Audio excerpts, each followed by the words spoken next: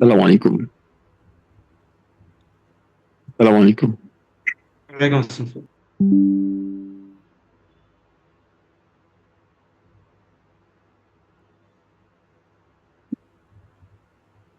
Let us wait for a couple of minutes.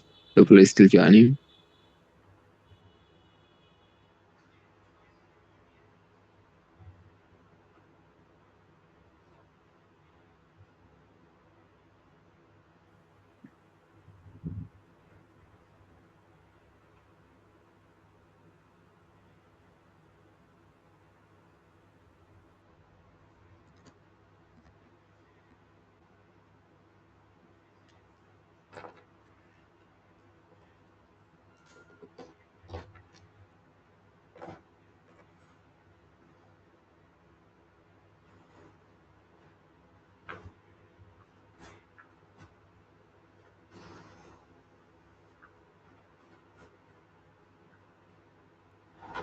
Only 25 students so far from all three sections.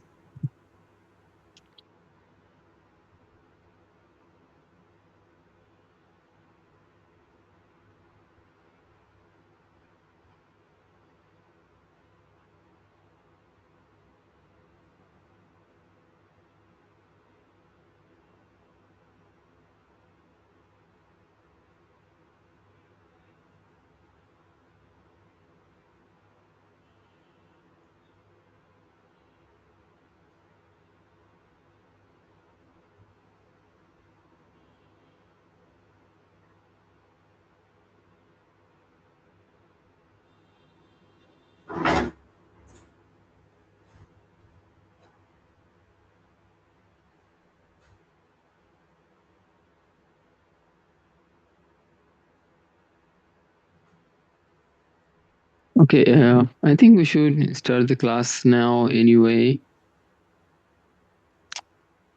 I'm disappointed with the attendance.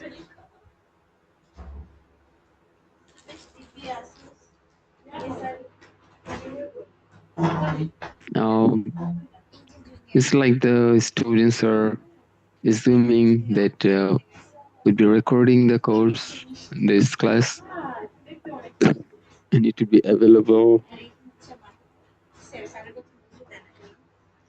বসো বসো তুমি বসো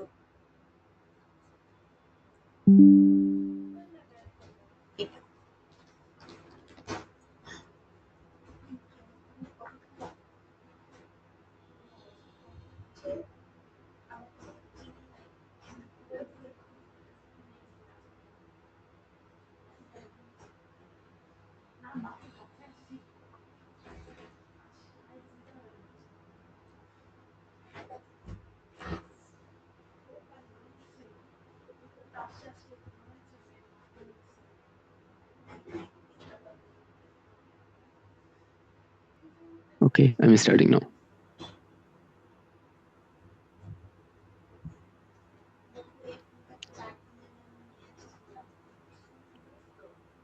I already discussed the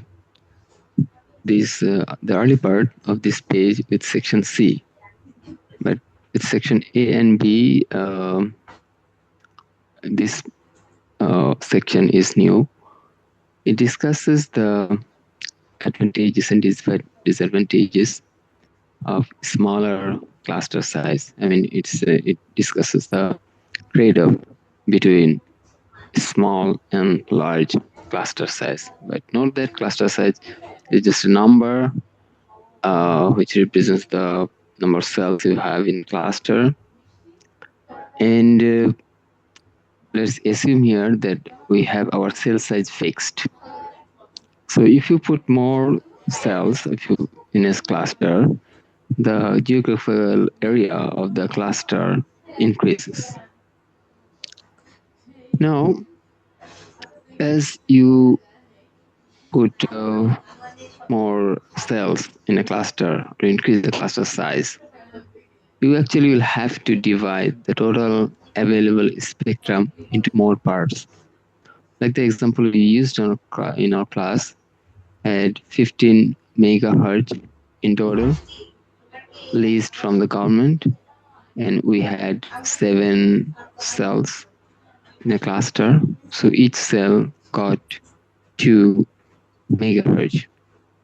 But what if we had 14 cells in a cluster? Then each cell would get just 1 megahertz. In this case, since our cell size remains fixed, the radio resources available for a particular user would be then just half. Over the same cell area, you're now allocating only 1 megahertz instead of 2 mega, your previous 2 megahertz band. So the radio resources uh, then increase, or in other words, in this case, here in the lecture note, we are taking the smaller cluster size. So as you make it smaller, then you have more radio resources. So that is what is mentioned in the first point of our advantage. And what can be the most important disadvantage? If I go here, okay, probably it will be easier to discuss. Then, uh, if I, for example, increase the cluster size, I put a third layer here in a cluster. I have a center cell and one layer of cells around it. So I need 7. But if I had a third layer of cells, which require like 13 cells, then you would get the total geographical area of the class of a cluster larger, right? And the adjacent cluster would also have its total area larger. So the center of the two clusters would then be further away. So if you increase the cluster size, the co-channel cells are further away. So the co-channel interference CCI would then be less. Now we saw that. So it's the other way around. If I make it smaller, if I put fewer cells in a cluster, then the co-channel cell is getting closer, so CCI increases. So that's how I put it here, that neighboring co-channel cell will be closer, resulting in higher CCI. So on the one hand, it gives you more radio resources for a user. On the other hand, the in different increases. So it's a trade-off, and based on the situation, the engineer has to design. Okay, how many now? Well, 47 students. Okay, better than before. Am I properly audible, Yes, sir. guys? Okay, Yes, sir. but please raise your question if you have any. Okay. I prefer interactive classes, and it also makes sure that you're not sleeping.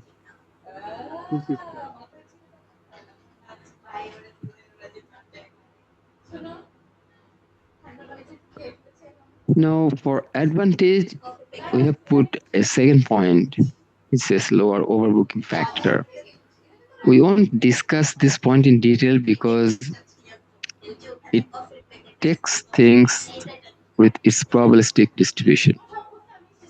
The demand of the customers appear in a probabilistic fashion. Like if I talk about the voice calls, then the subscribers make calls, but it it depends. When he needs to make a call, he does it.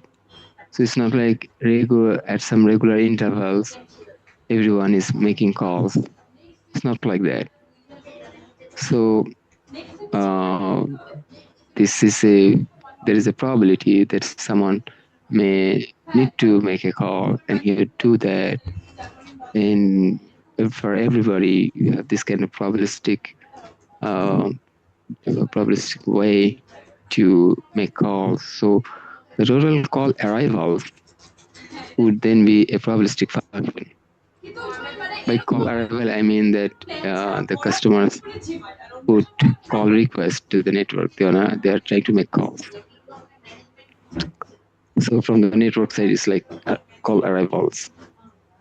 Um, Now, this probability is handled used to be handled mostly using Paulson's distribution for voice calls. It was the most popular distribution. But there are many other probabilistic distributions. So few others are used for different cases, and for also voice, some other solutions are sometimes used. But once when you have a probabilistic distribution, you don't you cannot just relate things linearly. Like an example I already used in section C. Let's assume that in our dormitory there are 100 people, and in a floor, and there are 10 toilets for them, which seems sufficient. Now, if we build a new dormitory with 1,000 students on a single floor, what do you think? How many toilets would you need there? For 100 people, 10 toilets looked sufficient. For 1,000 people, how many washrooms do you need?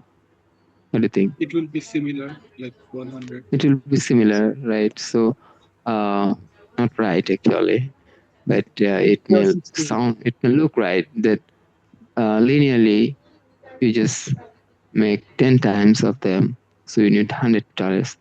But that's not the case. Think about it practically. Just, I'm giving a practical example to help you visualize. As you have more people, because you don't, I mean, it's not like you go to washroom at some regular intervals. No, you sometimes feel that you need to go there and then you do it. So it's like a probabilistic way. When you put more people together, maybe for 1,000 people, uh, maybe just 60 toilets would be good enough. You don't need to make it 100, because 60 would be good enough then. If you just think of it, the practical situation, or you can say, probably the number has been very big too big to visualize. Okay, let's say for 10 people, there may be, say, two toilets. Okay, but if you have a gathering of 100 people, okay, you don't need 20. Maybe just 10 toilets would be good enough, right? When they need. So if you make 20, you'd see that most of them are just left unused. So it's But not. then again, there will be like rush time after Yeah, just you to were get to class. right. Yeah, that's true. The peak time, I myself would get to that point. The peak time, like say the morning time, uh, might be worst case when almost all people would want to go there. Okay, almost at the same time. Okay, everybody doesn't wake up at the same time, but pretty within very close range of time they would be waking up. So in that case, there's the peak time. In such cases, you need probably, I mean, almost like 10 times. Like for 1,000 people, it might be something very close to 100. I do agree on that. So this is why this peak demand uh, is is a lot different compared to the your average demand. Okay. Now, as you have, I mean, as you have a larger, uh, I mean, larger pool size. Okay, this is called overbooking factor. The no, sorry, it's not close to 100, but it is something like uh, the peak demand would be pretty high, but it is still not 100. Okay, it is still not 100. So I mean, even the peak demand would be actually lower. I mean, sorry, I mean, my way of expression was a little mistaken. Rather, even I mean, even if you consider the peak demand, as you get a larger pool size when things are probabilistic, uh, and they're generating in a probabilistic fashion, then the peak demand is lower than what you had with a smaller pool size, smaller number of samples. So that's how you can actually reduce the required amount of resources. And overbooking factor, a term, is a ratio of peak demand and average demand.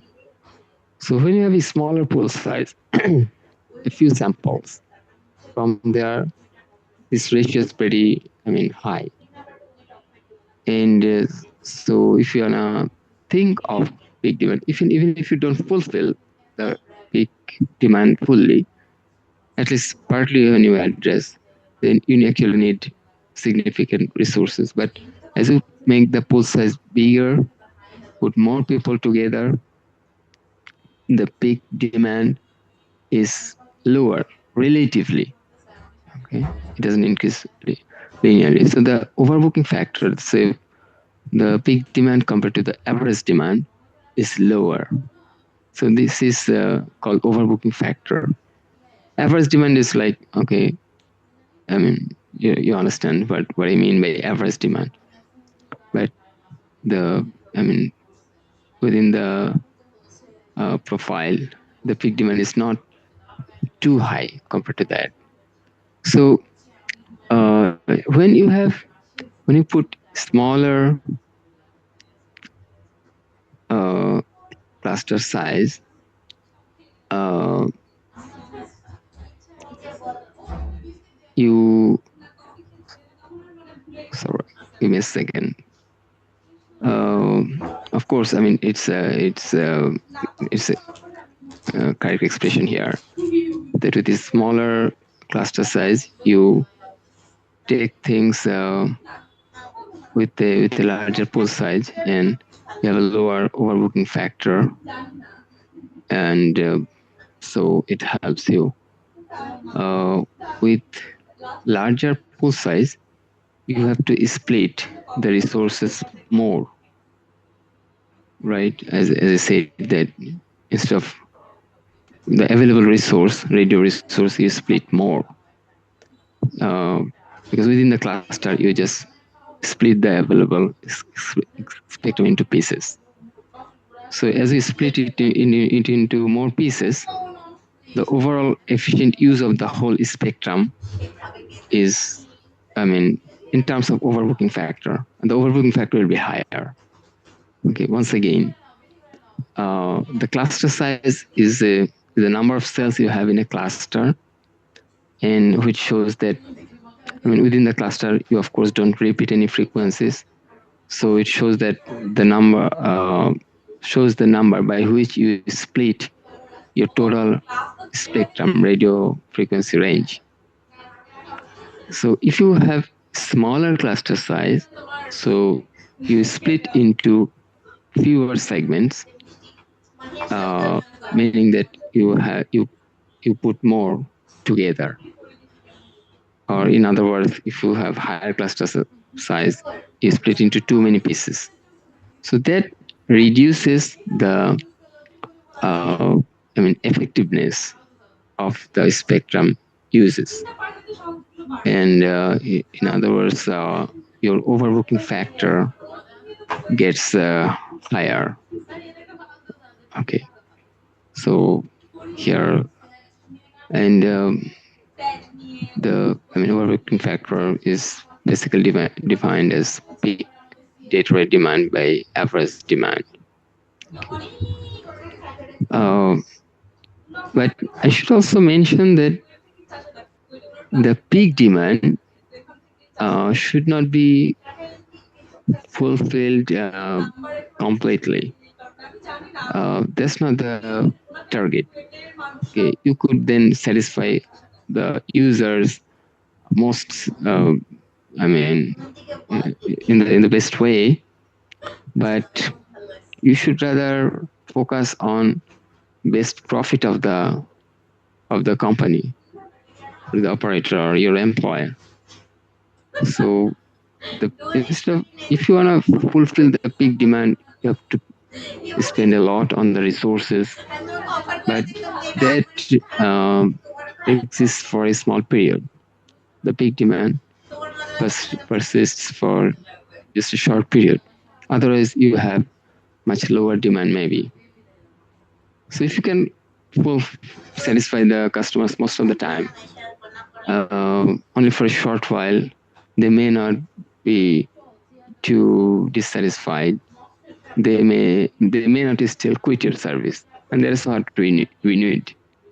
You need just them to stay with your service. Okay, so put as much resources as required to keep your customers. So I mean, to save your resources or capital investment, you should provide resources somewhere close to your peak demand requirement. The resources needed for peak demand. Okay, now let me show a good number of cells here. Again, all omnidirectional. At the center of each of these cells, assume that you have a base station. However, the hexagonal shapes are just some ideal consideration, and later we would uh, highlight it more, that in reality the cell shapes are very much irregular, and they have different forms. They don't look alike. Okay, so on the one hand, it's no way close to the regular picture we're showing. More importantly, the boundaries we show between all the lines are showing the boundaries between cells, but there is no fixed boundary. Like if you think about the lights we use in our buildings, so can you draw a line where the light from a light source finishes? You cannot, because the light gradually diminishes, but it is difficult to draw a line, or actually it's not possible to draw a line that um, I mean beyond which you have no light, right? So the electromagnetic wave gradually dies out, but there is no fixed boundary. Okay. Between the sides of which you can say that you have light and you have no light. So these lines are the way we are drawing the cells are absolutely conceptual. But at this preliminary stage, we are not discuss some concepts, and we are discussing here a concept from the book of Rappaport. Let's assume here that these A-marked cells are co-channel cells, And from the way it is drawn here with all regular hexagonal shapes. One more thing, if you think of really omnidirectional antenna at the center of the cell, then the antenna radiates equally in all directions. So your cell should be circular, right? It shouldn't be hexagonal. So here we assume omnidirectional antennas. So all the cells should be circular. Then why they draw hexagonal instead? The reason is if with circular shapes, you cannot fill up the whole space. There will be some overlappings or there will be some spaces left out among the circles. So you cannot show the whole area covered. So that might give you a wrong message to somebody that okay, oh, he's trying to use some overlappings or he needs to uh, have some spaces uh, without without coverage with no signals. But that's not the case. You actually cover. You actually want to cover. Um, but when you draw hexagonal shapes, then you can fill up. So this is why hexagonal shapes are used. But I say that this is completely conceptual. Now, this A marked cells are co-channel cells. We would show a way to find out the number of cells you have in a cluster. Also, you have this this kind of co-channel cells drawn. The method is taken here from the book of Rappaport that you first find out the values of two uh, unknowns for I and j. Where's I? Well, this I and j values are determined from a travel from any A mark cell to another A mark cell or travel between co-channel cells. Like if I go from here, so this one, I'm not sure if it is visible on your display, but from here, first what you do, you move I cells straight. Straight means you draw a line, normal to any side of your hexagonal, and then keep going. Like from here, if I start and if I keep going, okay, one and two cells, I can go, but thereafter I should turn left or right to get to the next co-channel cell. So first move I cells straight and go through as many cells as required. So here are two cells and then left or right I need to turn. Now my I value is 2 because before making a turn I go through two cells. So the value of I.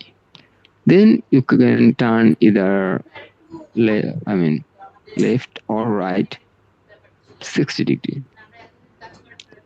If I go from here, turn left 60-degree, okay, I go towards this new co-channel cell, and again I have to go through two cells to get there. The second value is j. Turn 60-degree and move j cells straight. So first you move I cells straight, which is 2 here for this figure, and then move j cells straight after turning. Uh, so that's also 2. Once you get these two values I and j, the cluster size is related to them this way. N is equal to I square plus ij plus j square. So for our case is 2 square, and 2 times 2. So it's 12, right? So that's the cluster size. That's the way you can determine. Now, if you parameters like we'll talk about the parameter here, co-channel reuse ratio. Again, it's a way to indicate the cluster size or how often you reuse your frequencies, or in other words, you get a co-channel cell. Now, we're assuming that the distance between the nearest co-channel cell is D, capital D, and the cell radius is R. By cell radius, we mean the distance between the cell boundary and the center of the cell. Or if it was circular, then it would just be the radius of the circle. But when you take hexagonal shapes for your cell, from the center, draw a line to any of the corners. And that's shown here as R. So R is the cell radius. And if I draw a line normal to one side and show it as A, then I can use this relationship. Half of the arm is R by 2. So R by 2 by A is this triangle has an angle here with 30 degree. So it's tan 30 degree, which relates A and R this way. 2 equals to root 3R. Now, if I put them this way, I have two cochlear cells with centers marked as O and B. So the distance between them is capital D. Once again, the cell here marked with a center located at O and a cell with center located at B are co-channel cells. Now, with our previous method to relate the co-channel cell parameters, that you first go straight I times and check how many cells you are crossing. Well, when you cross a cell, you cover a distance of twice A, right? Let's assume that you're going along a line that passes through the centers.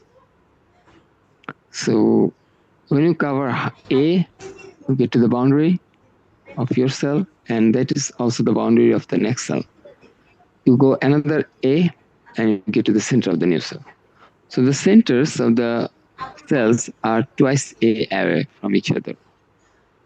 And if you go straight I times, go through I number of cells, then I times twice A is your OA. Uh, but between A and R, we have a relationship here. If we use that, then I root 3R is OA. Now about D, OB. Sorry, it's AB.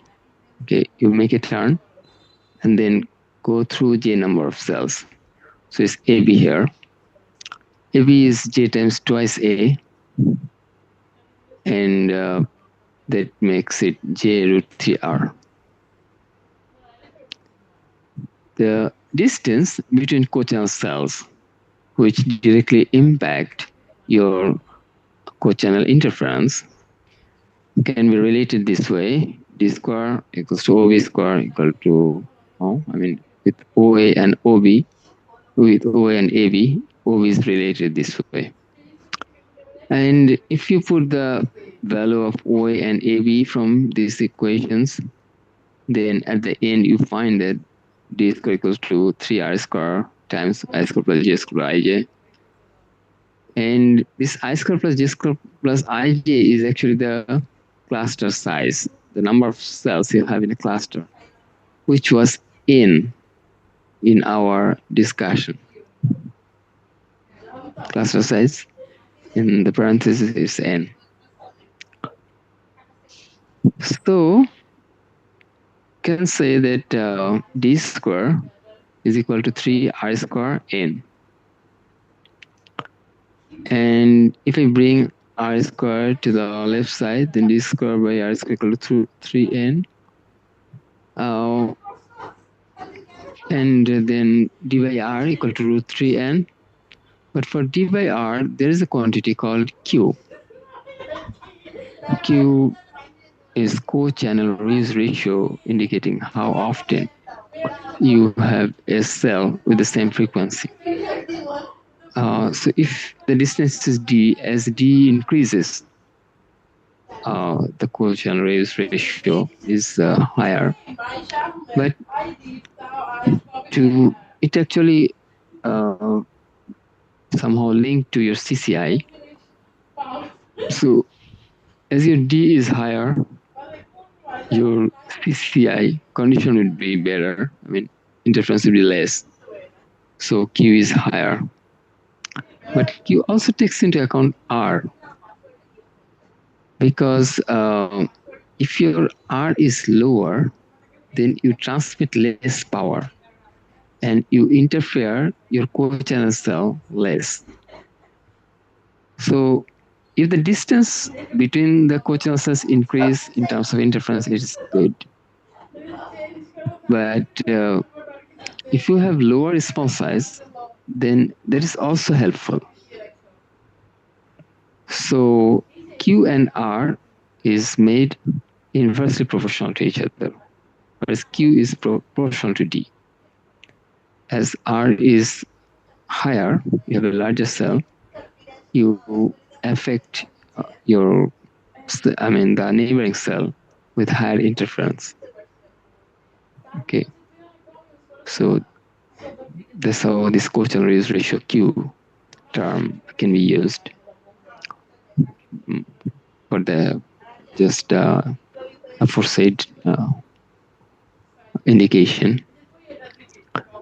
And so d by r here is replaced by q. So this is an equation you should know. Now we are calculating this carry to interference ratio C by I at the age of a cell. Any questions? Does someone want to Sir, raise? Yes. sir, I don't get the dA part. Like, how did we get dA equals to I into 2a? Can you please Oh, okay. repeat? Sure. I will. D is OB here. So we used simple geometry. Uh, Uh, wait, sir. this Is it equation, the equation OA? OAB. Like Oh yeah, the I at the dot left. 2a? Oh, I was reading it as dA. So, okay, sir. I get it now. Okay. So here we use simple geometry. D square, I mean OB square equal to OA square plus AB square plus 2 OA times AB times cos 60 degree. Because when you make a turn, it's always 60 degree. You turn left or right, but it would always be 60 degree. With this regular concept. Okay. Sir, can Now, you please yeah, explain the term Q again? Q is basically an indication of the interference, the interference condition of the system. So if our co-channel cells are further away, of course, interference condition is better, right? Yes, I sir. mean, you expect less power from your interfering cell. Now, when you are interfering, if your transmit power is lower, you also then interfere less. So the co-channel cells all interfere each other, but if we can put them at a greater distance, they affect less. And if they themselves transmit with less power, they affect themselves less. But how do you make sure that you transmit with less power? If your cell size is smaller, then your farthest users close to the cell boundary, are also closer. So you use then less power for transmission. I mean, when I say U, I actually mean here base station. So base station transmits less power, and that actually affects the neighboring cells less. I mean the co-channel cells less. You're using lower power for your user within your cell, but that's how you are affecting the co-channel cells around less. So if your R is smaller, it also brings some advantage for interference condition. This is why Q is a term taken co-channel reduce ratio to basically indicate the interference problem, and that is made proportional to D. So higher D makes better interference condition indicated by higher Q, and smaller R, I mean it's Q equal to D by R. So I already explained the impact of R on the interference condition. So that is why Q is made inversely proportional to R. But sir, if I decrease R, then D also decreases, right? Not necessarily. You can still hold it fixed by increasing your cluster size. Here, I mean, when you are in this equation, take them independently. It's possible that with lower R, you can hold your D Oh yeah. by increasing the cluster size, right? Yes, sir, you're right. So D basically depends on both cell size and cluster size. But here you may think of them separately or independently. Now, in the final part, we have a quick calculation for C by I, because at the end of the day, the SANR dictates your data's quality. So first we calculate the received power at the edge of the cell. The people close to the cell boundary suffers from the biggest challenge because of two reasons. You see that in this figure, if you think of the violet cells, the cells with number 7, the user close to the cell boundary, there is a term, cell edge users. Very commonly used term. Let me write it down. Oh.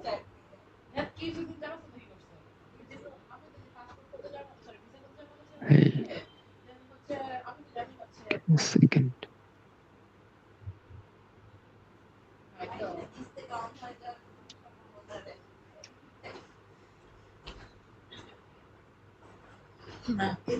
So the chat box have written a term, cell edge users.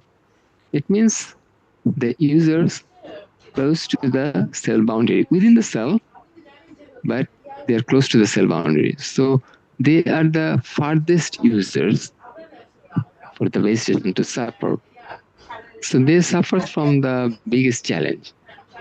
Why? Because this receipt power from the base station would be less, would be the least. Although you try to, you use higher power, as we explained in the class. From my explanation in the class, it may seem that the receipt power level doesn't change when you change your distance. Because I said that as you go further away from the base station, in either downlink or uplink, the power level is adjusted. You have certain requirement at the receiving point. That's how I explained. This was true to explain the fact that the power adjustment takes place or it is necessary. But although you are increasing the transmit power, you don't increase it. Practically you increase it with some limit. And so the receive power gets lower. with high distance. Yeah, my screen actually I wasn't sharing. Sorry. So, uh, because I mean, for this explanation, this figure is not important. If from the base station, if the user uh, goes further, the power, the transmit power is increased. That's true in both downlink and uplink. But this increase in transmit power does not fully compensate the path loss. This is how it is practically happening.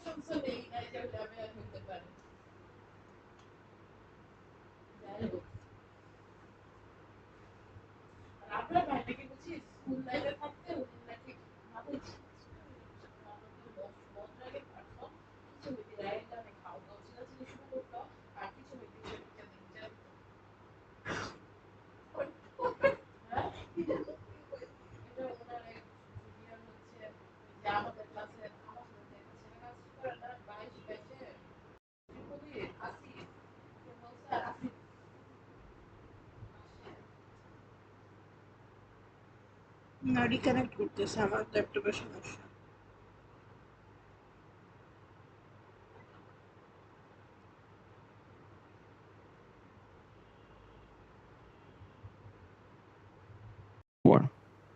But they are also closest to the base station of the co-channel cell, right?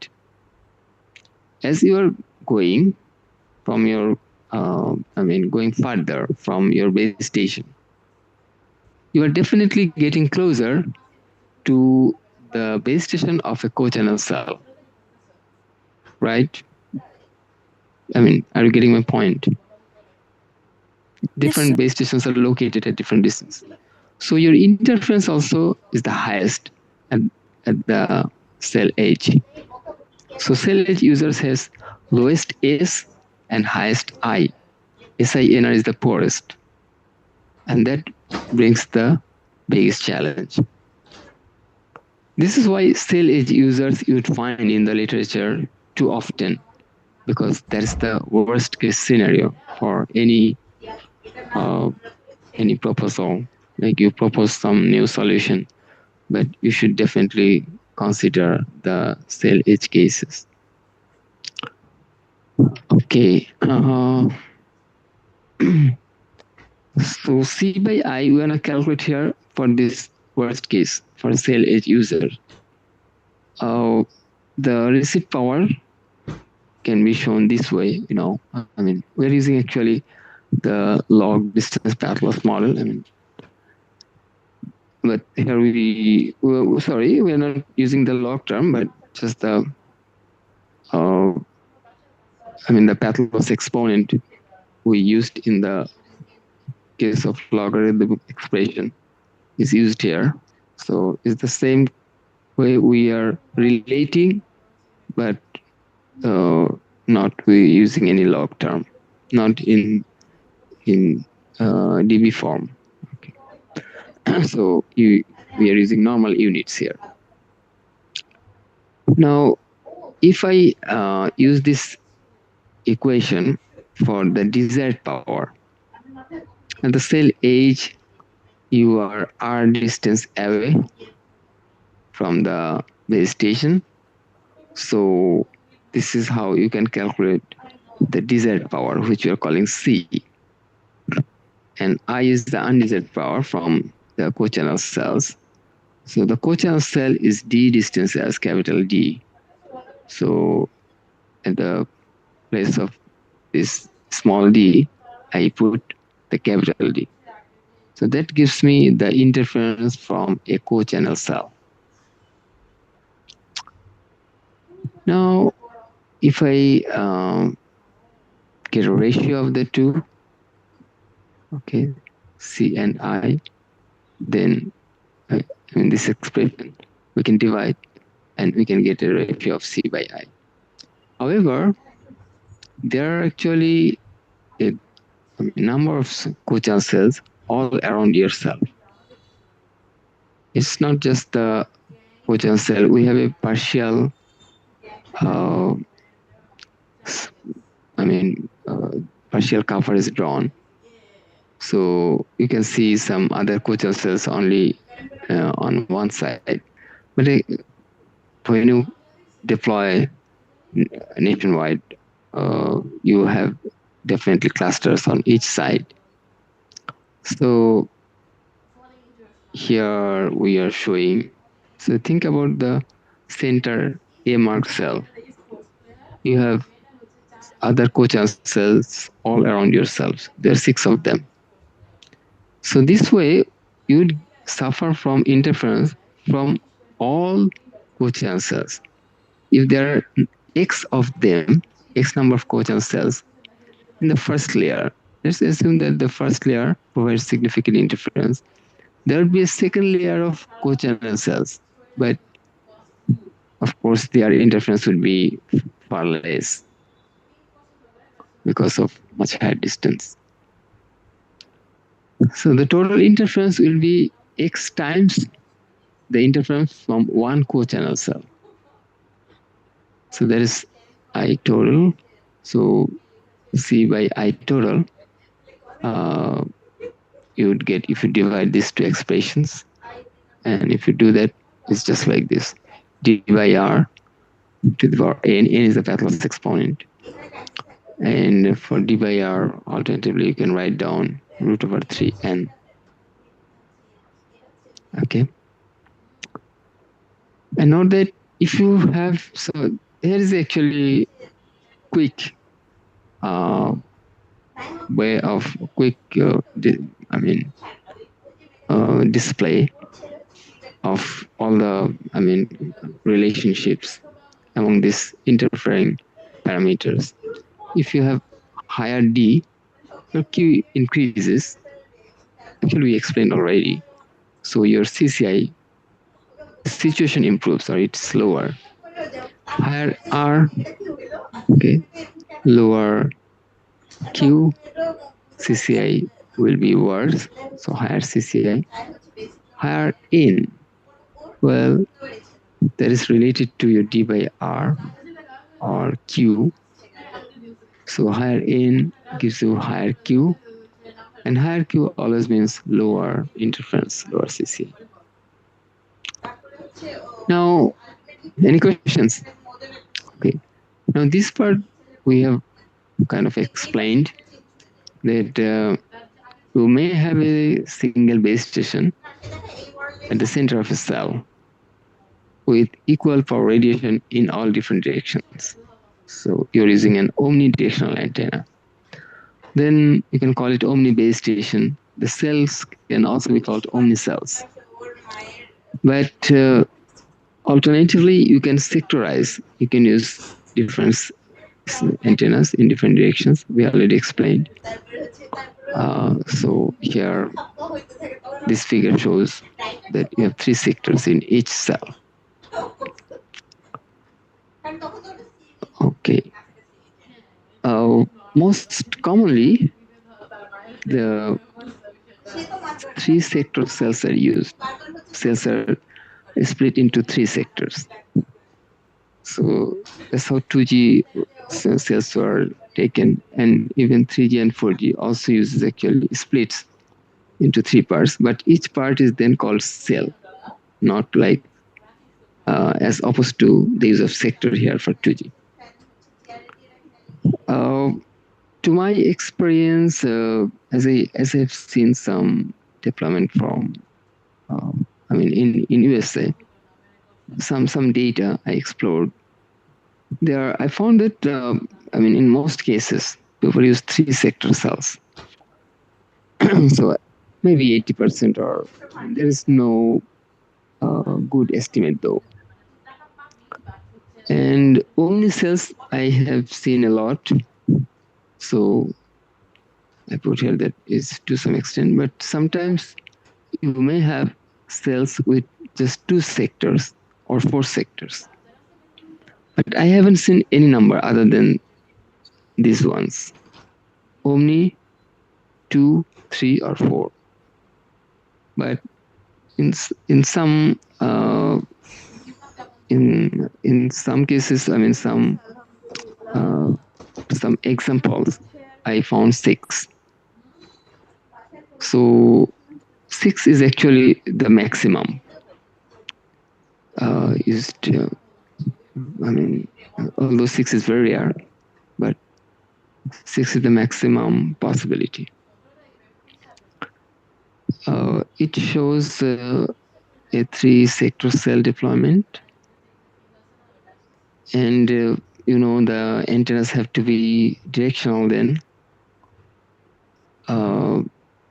HPBW in the horizontal axis for these 3-sector cells, okay, can range between 60 to 80 degree. Okay, but vertically you need very small HPBW, or you need narrow beam. Horizontally it has to be wide because ideally you cover 120 degree on any of these cells, or I mean for each sector you have a 180 degree range, but the so that means your radiation pattern should be pretty fat.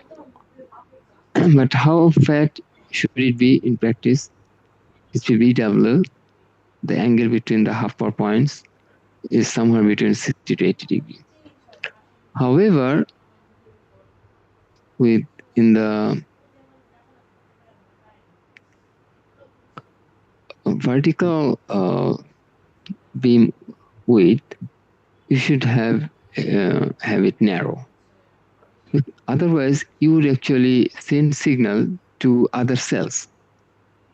The cells are not too big nowadays, so if you need to focus within your cell area. Okay, your power shouldn't spill over the neighboring cells. So this is why vertically the beam width should be narrow. And how narrow is it in practice? In practice, it may be between 5 and 15 degrees. So why did I leave that?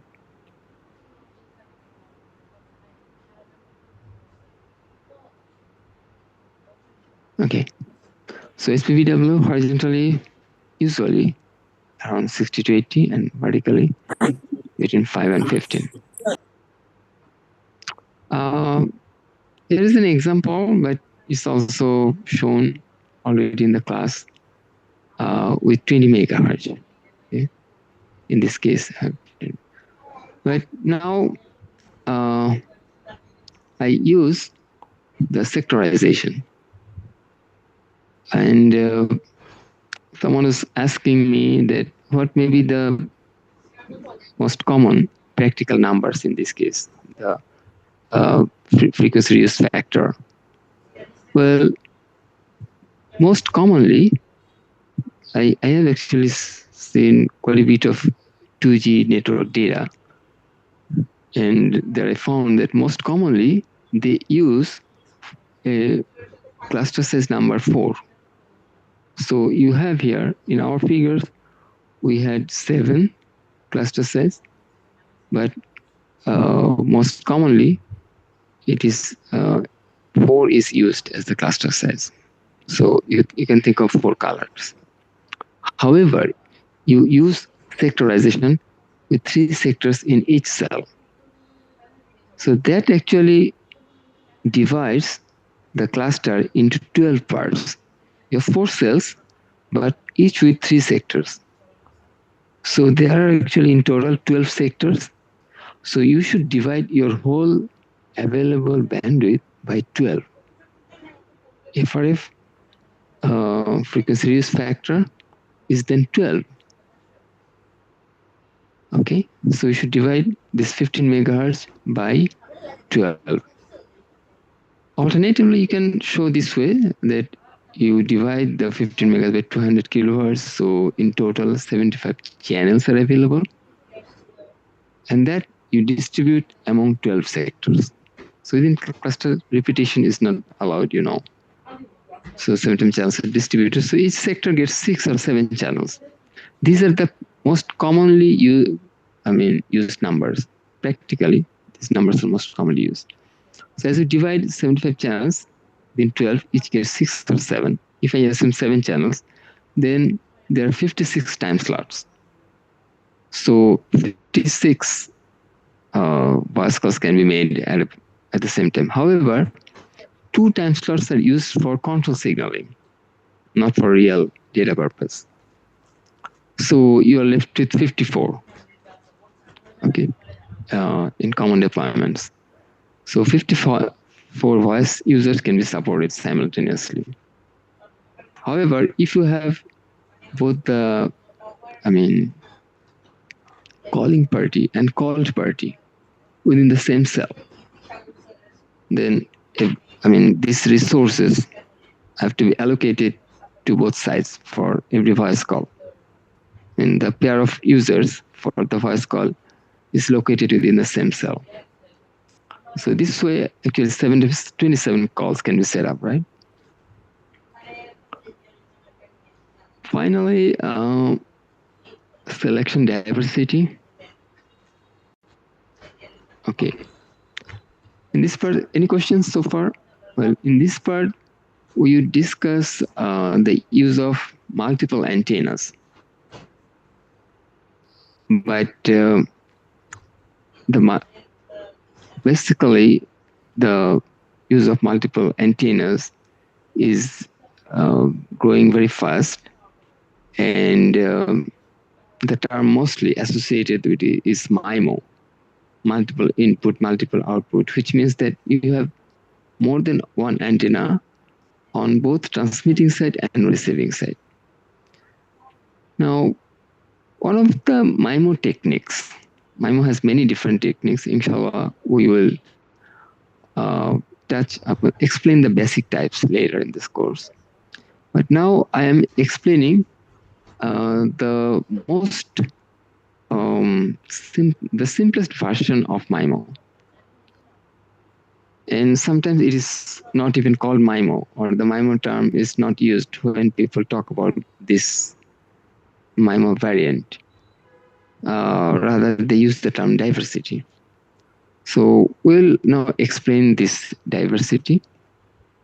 This diversity can be made in different ways, like space diversity and then polarization diversity. Polarization diversity is smarter and more recent technique. This diversity, or in general, MIMO exploits the multipath channel environment. When you have different signals getting to your receiver, they take different routes, maybe reflected from some sources, from some objects, okay, penetrating some objects. So you have differences. And these differences is exploited. Okay. So gradually we'll explain different MIMO, basic MIMO techniques. And since it is exploited differently in different techniques, the examples can better exemplify. Sir, is this can better MIMO explain. technology somehow similar to the rake receiver? No way. Rake receiver is just a reception at different time instance and then combination of the signals. But in the case of MIMO, use different antennas. Okay. Instead of using a single antenna, you use multiple antennas and exploit the because from different antenna locations, the multipath environment would look different. The whole environment has so many uncertainties, like different objects and other things. So if you have two, if they're spatially apart at two different locations, they may not be too far. The two antennas don't have to be too far, but even with a small distance, the whole environment would look different. So as if you have different channels to send their signals from the two antennas. So this can be taken in advantage. Okay, so let me explain here the space diversity. Looks like here you are transmitting at the base station using this central antenna, and you have put two antennas for reception. Okay, instead of one, you have put two antennas for reception. So in the uplink, you receive by two antennas, and in the downlink, you transmit by this single one.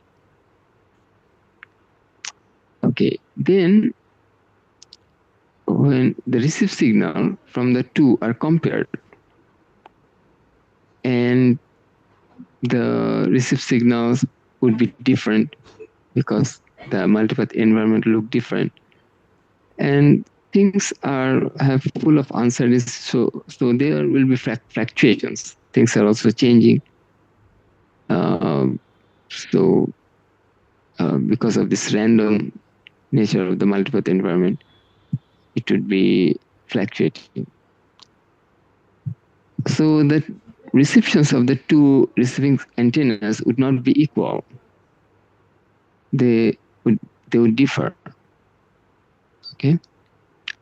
And if you go like this, that you'd always pick the better one. You would be comparing the receptions from from the two receiving antennas, and you'd always pick the better one. So then, it's shown here. There are two fluctuating profiles from the signal from the base two receiving antennas, and the solid lines show that always the higher level of signal power is selected and fed to the receiver circuit. This increases the overall signal power compared to what you might receive when if you used a single antenna. And the gain can be 4 to 6 dB. However, you need to maintain the certain distance, certain minimum distance between the receiving antennas, and it says that it should be like 12 to 20 lambda, okay, within this range. If it is within this range, then the diversity gain will be 4 to 6 dB. Okay. So the power increases by a good ratio.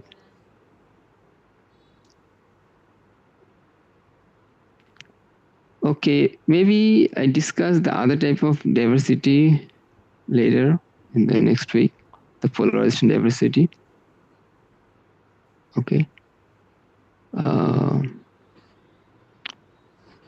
And then we'll also show the pictures of the real antennas is there. Okay. These antennas are using polarization diversity, which we discuss the next day. Questions?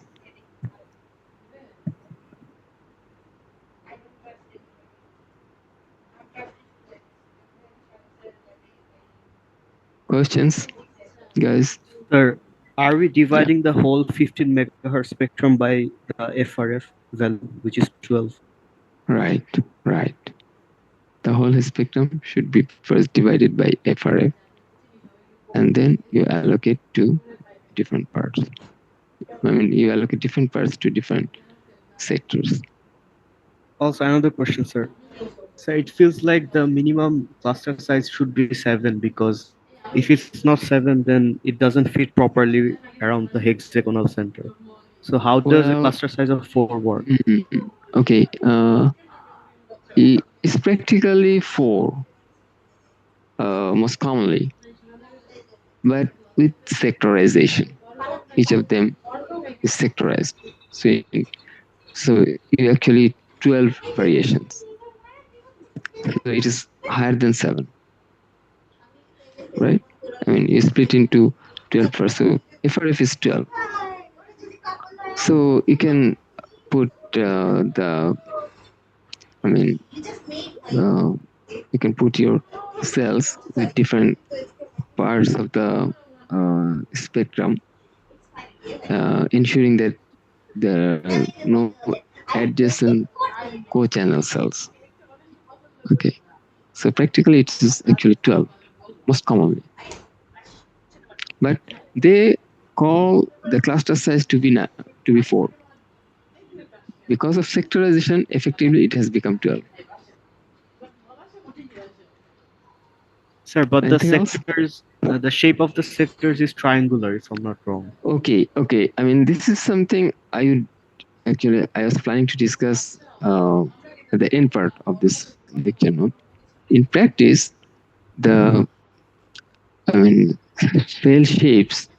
First of all, the cell shapes cannot be drawn. Okay, as I said that the there is no point where the light completely stops. Secondly, if you want to draw anyway, it is never of a regular shape, and they just have different, completely different. Some shapes or some cell sectors would be, I mean, very well. Of course, some are something close to the antenna radiation patterns because you're using some directional antenna, which is some radiation pattern and typical radiation patterns we showed in the class. So that's how actually your cell boundary should also be drawn. As you are changing your transmit power uh, across the angles, I mean total angle, uh, you get the radiation pattern the way we do it in the class. So the cell size should also have the similar form. And this is why the Grameen logo has looks like this, which actually comes from the three sector, three sector shapes of a base station coverage. So each cell or each sector should have some shape like the radiation pattern of an antenna. And so it's no way even close to what we have shown. Different cells, even under one base station, different cells take on completely different shapes. So the practical radio planning is full of irregularities.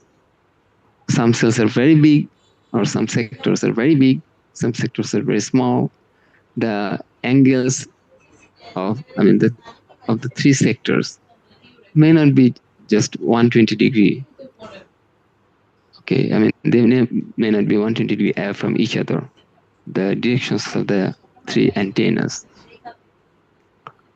So it can vary depending on your multipath environment.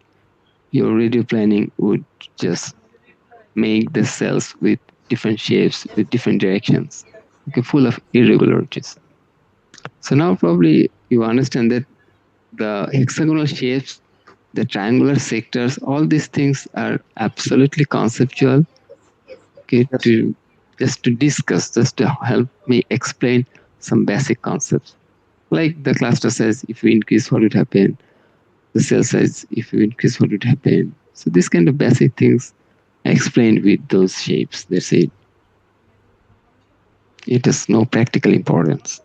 Yes, sir. I understand. Okay. Anything else?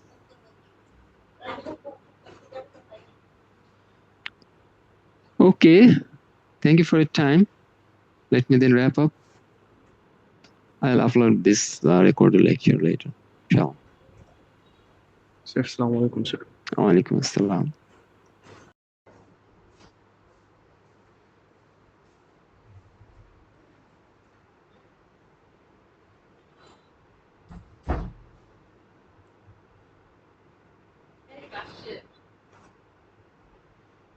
ইয়ে নেয় নাই confirm করতো